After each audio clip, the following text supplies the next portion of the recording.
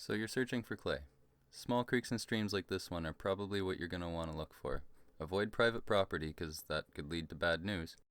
You can find clay just about anywhere, but the reason why I suggest creeks and streams is because, as you can see, most of the debris has already been washed off of the clay, which makes for easy pickings. Identifying it should be pretty easy, but just in case, it's hard, flat, smooth. It's kind of hard to stuff your finger into it. When you finally settled on a spot, though, and you want to check your clay, you want to get it wet and squish it in between your hands a few times.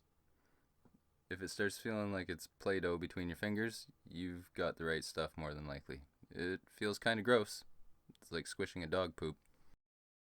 You can take as much or as little as you like. Just remember, the more you take, the more work and time it's going to be to have to render this stuff. I stopped at about a gallon's worth. In hindsight, I probably should have only taken about half that. You can easily tell the difference between the clay and the surrounding soil. Here you can see a spot where I threw some back. Just as I was loading it into the bucket, I could feel it. As in most situations, you can tell the good stuff is just out of reach. And right about here, you'll notice I've about had enough with the mosquitoes and I'm about ready to go home. So that was about the end of collecting clay. So once I got home, I transferred my clay into a 5-gallon pail. You're going to want to let it soak for a good little while after you break it from large clumps down to small ones. They don't have to be tiny, but I mean the smaller the better. Then you're going to want to try and find a window screen. I'm a scrapper. I had one kicking around. It wasn't that hard. I just ripped it out of its frame and tied a string around it, and Bob's your uncle, I was good to go. So you'd basically just start pouring it through. Be patient. The first couple passes are going to take a bit of work, okay? There's a lot of clumps and stuff in there, and they're going to cake up your screen. There's not much you can really do about it. I found that putting more water over it helps, as you can see here. But eventually I got to a point where I realized that if you just leave the bucket full and keep swishing it around, that's ultimately the best way to work it all through. But you're just going to have to keep doing bucketful after bucketful after bucketful until you get to a point where, eventually.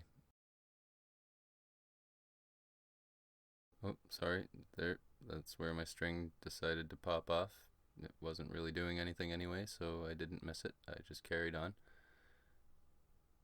So we just keep passing bucket load after bucket load after bucket load. I must have done this probably about 3 dozen times, just FYI. You're only seeing the first few, and then I'm going to cut through till, the job was done. But I wanted to show you guys something really important. A stupid mistake I did. Don't do this. You see this? Yeah. That's why you don't do that. That was dumb.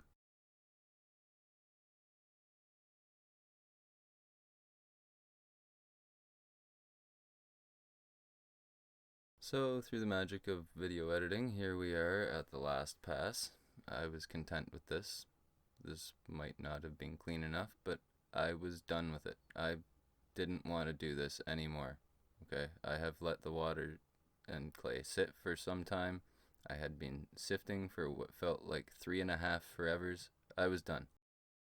Okay, we're nearing the end here, people. We're almost done. All we gotta do is line a tub with a old shirt or a towel or something. I picked mine up at a secondhand store, so don't anybody give me grief about this beautiful towel. Okay, I paid $3 for it specifically for this purpose.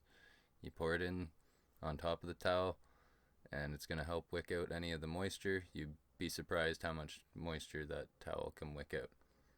This is an old duct fan that my neighbor gave me. I didn't know what I was going to do with it for the longest time, so when this craft came about, I was more than happy to use it. Finally, I found a use for this thing. 6 hours later, here we are. Still nowhere near done.